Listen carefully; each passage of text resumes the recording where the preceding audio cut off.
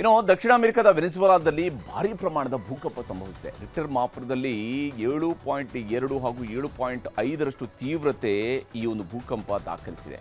ಸರಣಿ ಭೂಕಂಪ ಸಂಭವಿಸಿದ್ದು ಸಾವಿರಾರು ಮಂದಿ ಸಾವಿಗೀಡಾಗಿರುವಂತಹ ಶಂಕೆ ವ್ಯಕ್ತವಾಗಿದೆ.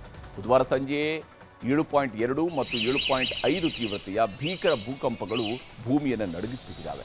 ಈ ಭೂಕಂಪಗಳು ವೆನೆಜುವೆಲಾದಲ್ಲಿ ಕಳೆದ 1 ಶತಮಾನಕ್ಕೂ ಹೆಚ್ಚು ಅವಧಿಯಲ್ಲಿ ಸಂಭವಿಸಿದ ಅತ್ಯಂತ ಪ್ರಬಲ ಭೂಕಂಪ ಅಂತ ಹೇಳಿ ಪರಿಗಣಿಸಲಾಗಿದೆ. ಈ ಕಂಪನಗಳು ಇಡೀ ಪ್ರದೇಶದಾದ್ಯಂತ ದಾಖಲಾಗಿರುವಂಥದ್ದು. ವೆನೆಜುವೆಲಾದ ರಾಜಧಾನಿ ಕಾರ್ಕಾಸ್ ಹಾಗೂ ಕಾಟಿಯಾ ಲಾ ಮರ್ ಎಂಬಲ್ಲಿ ಭೂಕಂಪನ ಕೇಂದ್ರ ದಾಖಲಾಗಿದೆ.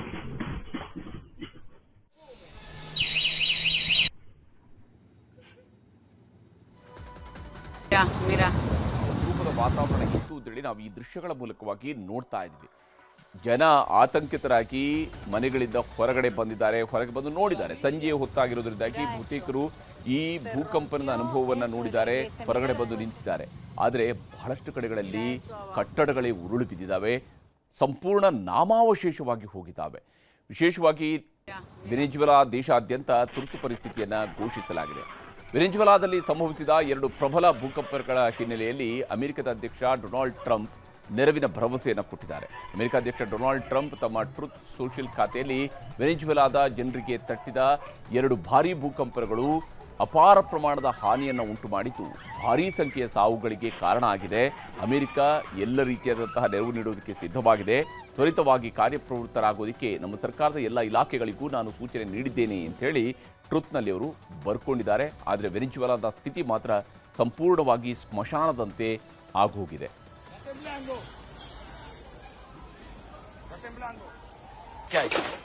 Acabado totalmente. Observen después el terremoto.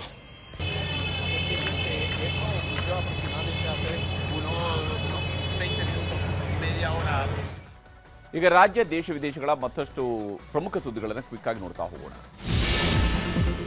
Bidadi township ಚರ್ಚೆಗೆ ಕೇಂದ್ರ ಸಚಿವ ಎಚ್ ಡಿ ಕುಮಾರಸ್ವಾಮಿ ಮತ್ತೊಮ್ಮೆ ಸಿಎಂ ಡಿಕೆ ಶಿವಕುಮಾರ್ ಅವರನ್ನ ಆಹ್ವಾನಿಸಿದ್ದಾರೆ. ಜೂನ್ 27ರಂದು ಬೆಳಗ್ಗೆ 11 ಗಂಟೆಗೆ ಬೈರಮಂಗಲಕ್ಕೆ ಭೇಟಿ ನೀಡ್ತಾ ಇದ್ದೇನೆ, ಅಲ್ಲಿಗೆ ಬನ್ನಿ ಅಂತ ಪತ್ರ ಬರೆದಿದ್ದಾರೆ. ಬಿಡದಿ ಟೌನ್ಶಿಪ್ ವಿರೋಧಿಸಿ ಜೂನ್ 27ರಂದು ಸ್ಥಳೀಯ ರೈತರು ಅಪ್ಪಿಕೋ ಚಳವಳಿಯನ್ನು ನಡೆಸುವುದಕ್ಕೆ ನಿರ್ಧರಿಸಿದ್ದಾರೆ. ರೈತರ ಹೋರಾಟಕ್ಕೆ ಬಿಜೆಪಿ ಕೂಡ ಬೆಂಬಲ ನೀಡಲಿದೆ. 2ನೇ ಹಂತದ ಹೋರಾಟಕ್ಕೆ ರೈತರು ಸಜ್ಜಾಗಿದ್ದಾರೆ. ಎನ್ಸಿಇಆರ್ಟಿ 6ನೇ ತರಗತಿ ಕನ್ನಡ ಪಠ್ಯವನ್ನ ಕೇಸರೀಕರಣ ಮಾಡಿದ್ದಾರೆ ಅನ್ನುವಂಥ ಆರೋಪ ಕೇಳಿ ಬರ್ತಾ ಇದೆ. ಪುಸ್ತಕಕ್ಕೆ ಕೃಷ್ಣ ಎಂದು ಹೆಸರಿಟ್ಟಿರುವುದಕ್ಕೆ ಭಾರೀ ವಿರೋಧ ವ್ಯಕ್ತವಾಗ್ತಿದೆ. ಶಿಕ್ಷಣ ತಜ್ಞರು, ಸಾಹಿತಿಗಳು ಹಾಗೂ ಕಾಂಗ್ರೆಸ್ ನಾಯಕರು ಈ ಬಗ್ಗೆ ಕಿಡಿಕಾರಿದ್ದಾರೆ. ಸಿಎಂ ಡಿಕೆ ಶಿವಕುಮಾರ್ ನೂತನ ಸಚಿವರಿಗೆ ಜಿಲ್ಲಾ ಉಸ್ತುವಾರಿ ಜವಾಬ್ದಾರಿಯನ್ನು ಹಂಚಿಕೆ ಮಾಡಿದ್ದಾರೆ. ಪರಮೇಶ್ವರ್ಗೆ ತುಮಕೂರು, ಚಿತ್ರದುರ್ಗ, ಕೆಎಚ್ ಮುನಿಯಪ್ಪ ಅವರಿಗೆ ಬೆಂಗಳೂರು ಗ್ರಾಮಾಂತರ, ಬಳ್ಳಾರಿ ಮತ್ತು ಚಿಕ್ಕಬಳ್ಳಾಪುರ ಜಿಲ್ಲೆಗಳನ್ನು ಉಸ್ತುವಾರಿ ನೀಡಿದ್ದಾರೆ. ಹೀಗೆ ಪ್ರತಿ ಸಚಿವರಿಗೂ ಎಲ್ಲ ಜಿಲ್ಲೆಗಳ ಉಸ್ತುವಾರಿಗಳನ್ನು ಹಂಚಿಕೆ ಮಾಡಲಾಗಿದೆ. ತ್ರಿವಳಿ ಕೊಲೆಯ ಆರೋಪಿ ಶ್ವೇತಾ ಬಂಧನವಾಗಿದ್ದರೂ ಆಕೆಯ ಪ್ರಿಯಕರ ಇನ್ನೂ ಪತ್ತೆಯಾಗಿಲ್ಲ. ಹೀಗಾಗಿ ಆತನಿಗೂ ಶೋಧ ಕಾರ್ಯ ನಡೆಸಲಾಗ್ತಾ ಇದ್ದು, ಈ ಮಧ್ಯೆ ತನ್ನ ಪ್ರೇಯಸಿಯನ್ನ ಕೆನೆತ್ ತನ್ನ ತಂಗಿ ಅಂತ ಹೇಳಿ ಮನೆಗೆ ಕರ್ಕೊಂಡು ಬರ್ತಾ ಇದ್ದಂತೆ. ವಾಪಸ್ ಹೋಗುವ ದೃಶ್ಯ ಸಿಸಿಟಿವಿಯಲ್ಲಿ ಸೆರೆಯಾಗಿದೆ. ಪೋಕ್ಸೋ ಕೇಸಲ್ಲಿ ವಚನಾನಂದ ಶ್ರೀಗಳಿಗೆ 3 ವಾರಗಳ ರಿಲೀಫ್ ಸಿಕ್ಕಿದೆ. ನಿರೀಕ್ಷಣಾ ಜಾಮೀನು ರದ್ದುಗೊಳಿಸಿ ರೆಗ್ಯುಲರ್ ಬೇಲ್ಗೆ ಹೈಕೋರ್ಟ್ ಅವಕಾಶ ನೀಡಿದೆ. 3 ವಾರದವರೆಗೆ ಯಾವುದೇ ಬಲವಂತದ ಕ್ರಮ ಬೇಡ ಅಂತಾನೂ ಆದೇಶವನ್ನು ಹೊರಡಿಸಿದೆ. ಅಧಿಕಾರಿಗಳ ಸೋಮಾರಿತನದಿಂದ ಸರ್ಕಾರದ ಆದಾಯ ಕುಂಠಿತವಾಗಿದೆ ಅಂತ ವಿಪಕ್ಷ ನಾಯಕ ಆರ್ ಅಶೋಕ್ ಕಿಡಿಕಾರಿದ್ದಾರೆ. ಹಣ ಹೊಂದಿಸೋದಕ್ಕೆ ಗುಬ್ಬಿ ಮೇಲೆ ಬ್ರಹ್ಮಾಸ್ತ್ರ ಬಿಡ್ತಾ ಇದ್ದು ಪೆನ್ಷನ್ ಹಣಕ್ಕೆ ಕೈ ಹಾಕಿದ್ದಾರೆ ಅಂತ ಆಕ್ರೋಶ ವ್ಯಕ್ತಪಡಿಸಿದ್ದಾರೆ. ರಾಜ್ಯದ ಮಾವು ಬೆಳೆಗಾರರ ನೆರವಿಗೆ ಕೇಂದ್ರ ಸರ್ಕಾರ ಬಂದಿದೆ. ಈ ಹಿಂದೆ ರೈತರ ಸಂಕಷ್ಟಕ್ಕೆ ಧಾವಿಸಬೇಕು ಅಂತ ಕೇಂದ್ರ ಸಚಿವ ಪ್ರಹ್ಲಾದ್ ಜೋಶಿ ಹಾಗೂ ಎಚ್ ಡಿ ಕುಮಾರಸ್ವಾಮಿ ಅವರು ಕೇಂದ್ರ ಸಚಿವ ಶಿವರಾಜ್ ಸಿಂಗ್ ಚೌಹಾಣ್ ಅವರಿಗೆ ಮನವಿಯನ್ನು ಮಾಡಿಕೊಂಡಿದ್ದರು. ಇದರ ಬೆನ್ನಲ್ಲೇ ತೋತಾಪುರಿಯ ಪ್ರತಿ ಕ್ವಿಂಟಾಲ್ಗೆ 1750 ರೂಪಾಯಿಯಂತೆ ಸಹಾಯಧನವನ್ನು ನೀಡುವುದಕ್ಕೆ ಅನುಮೋದನೆ ನೀಡಿದ್ದಾರೆ. ರಾಜ್ಯ ಚುನಾವಣಾ ಆಯೋಗದ ಎಸ್ಐಆರ್ಗೆ ಬಿಜೆಪಿ ವಿರೋಧ ವ್ಯಕ್ತಪಡಿಸಿದೆ. ವಿಧಾನ ಪರಿಷತ್ನ ವಿಪಕ್ಷ ನಾಯಕ ಛಲವಾದಿ ನಾರಾಯಣಸ್ವಾಮಿ ನೇತೃತ್ವದ ನಿಯೋಗ ರಾಜ್ಯ ಚುನಾವಣಾ ಆಯೋಗಕ್ಕೆ ದೂರು ನೀಡಿದೆ. ಈಗಾಗಲೇ ಭಾರತ ಚುನಾವಣಾ ಆಯೋಗ ವಿಶೇಷ ಮತಪಟ್ಟಿ ಪರಿಷ್ಕರಣೆ ನಡೆಸ್ತಾ ಇದೆ. ಆದರೆ ಇದಕ್ಕೆ ಸಮಾನಾಂತರವಾಗಿ ರಾಜ್ಯ ಚುನಾವಣಾ ಆಯೋಗವು ಎಸ್ಐಆರ್ ನಡೆಸುತ್ತಿದೆ ಅಂತ ದೂರು ನೀಡಿದ್ದಾರೆ.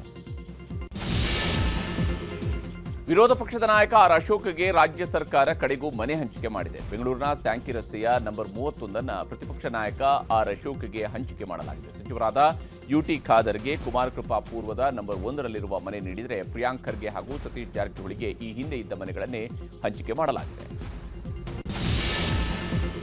ತಮಿಳುನಾಡು ಮುಖ್ಯಮಂತ್ರಿ ಜೋಸೆಫ್ ವಿಜಯ್ ಸಾರ್ವಜನಿಕ ಸಾರಿಗೆ ವ್ಯವಸ್ಥೆಯನ್ನು ಮತ್ತಷ್ಟು ಬಲಪಡಿಸುವ ಉದ್ದೇಶದಿಂದ 300 ಹೊಸ ಬಸ್ಗಳಿಗೆ ಚಾಲನೆ ನೀಡಿದ್ದಾರೆ. ಸುಮಾರು 127.21 ಕೋಟಿ ರೂಪಾಯಿ ವೆಚ್ಚದಲ್ಲಿ 300 ಹೊಸ ಬಸ್ಗಳನ್ನು ಖರೀದಿಸಿದ್ದಾರೆ. ಹೊಸ ಬಸ್ಗಳಿಗೆ ಚಾಲನೆ ನೀಡಿದ ಬಳಿಕ ತಾವು ಕೂಡ ಒಂದು ರೌಂಡ್ಸ್ ಹಾಕಿದರು. ಅರುಣಾಚಲ ಪ್ರದೇಶದ ಜಲಪ್ರಳಯವೇ ಅಲ್ಲಿ ಈಗ ಯಾವ ಸ್ವರೂಪದಲ್ಲಿದೆ ಅಂತ ಹೇಳಿದ್ರೆ, ಕೆಇ ಪೆನ್ಯೂರ್ ಜಿಲ್ಲೆಯಲ್ಲಿ ಸುರಿದಂತಹ ಮಳೆಗೆ ಭಾರೀ ಪ್ರವಾಹ ಉಂಟಾಗಿದ್ದು ಓರ್ವ ಸಾವಿಗೀಡಾಗಿ 4 ಕಾಣೆಯಾಗಿದ್ದಾರೆ. ಭಾರತೀಯ ವಾಯುಪಡೆ ರಕ್ಷಣಾ ಕಾರ್ಯಾಚರಣೆಯನ್ನು ಮಾಡ್ತಾ ಇದ್ದು ಸಂತ್ರಸ್ತರನ್ನ ಸುರಕ್ಷಿತ ಸ್ಥಳಗಳಿಗೆ ಸ್ಥಳಾಂತರಿಸಲಾಗ್ತಾ ಇದೆ. ಪಶ್ಚಿಮ ಬಂಗಾಳದ ತರಾತಲಾದಲ್ಲಿ ನಿನ್ನೆ ನಿರ್ಮಾಣ ಹಂತದ ಗೋದಾಮಿನ ಶೆಡ್ ಕುಸಿದು ಬಹುದೊಡ್ಡ ದುರಂತವೇ ಸಂಭವಿಸಿತ್ತು. ದುರಂತದಲ್ಲಿ ಮೃತಪಟ್ಟವರ ಸಂಖ್ಯೆ ಇದೀಗ 11ಕ್ಕೆ ಏರಿಕೆಯಾಗಿದೆ. ಈ ಸಂಬಂಧ ಭೂಗುತ್ತಿಗೆದಾರ ಸೇರಿದಂತೆ 5ರನ್ನು ಬಂಧಿಸಲಾಗಿದೆ. ಅಯೋಧ್ಯೆ ರಾಮಮಂದಿರ ದೇಣಿಗೆ ಹಣವನ್ನು ದುರುಪಯೋಗ ಮಾಡಿಕೊಂಡ ಆರೋಪದ ಸಂಬಂಧ 8 ಜನರ ವಿರುದ್ಧ ಎಫ್ಐಆರ್ ದಾಖಲಿಸಲಾಗಿದೆ. ದೇಗುಲದ ಟ್ರಸ್ಟ್ನ ಪ್ರಧಾನ ಕಾರ್ಯದರ್ಶಿ, ಆಪ್ತ ಸಹಾಯಕ ರಾಮ್ ಶಂಕರ್ ಸೇರಿದಂತೆ 8 ಮಂದಿಯ ವಿರುದ್ಧ ರಾಮ ಜನ್ಮಭೂಮಿ ಠಾಣೆಯಲ್ಲಿ ಎಫ್ಐಆರ್ ದಾಖಲಿಸಲಾಗಿದೆ. ಬೆಂಗಳೂರಿನ ಕಬ್ಬನ್ ಪಾರ್ಕ್ ಮೆಟ್ರೋದಲ್ಲಿ ಮತ್ತೆ ತಾಂತ್ರಿಕ ದೋಷ ಉಂಟಾಗಿದೆ. ಜನರು ಇದರಿಂದಾಗಿ ಪರದಾಡುವಂತಾಗಿದೆ. ನೇರಳೆ ಮಾರ್ಗದ ಮೆಟ್ರೋದಲ್ಲಿ ಸಮಸ್ಯೆ ಉಂಟಾಗಿ ಪ್ರಯಾಣಿಕರು ಒಳಗೆ ಲಾಕ್ ಆಗಿದ್ದು, ಒಂದಿಷ್ಟು ಹೊತ್ತಿನ ನಂತರ ತಾಂತ್ರಿಕ ದೋಷವನ್ನು ಸರಿಪಡಿಸಿ ಮೆಟ್ರೋ ಸಂಚಾರಕ್ಕೆ ಅನುವು ಮಾಡಿಕೊಡಲಾಯಿತು.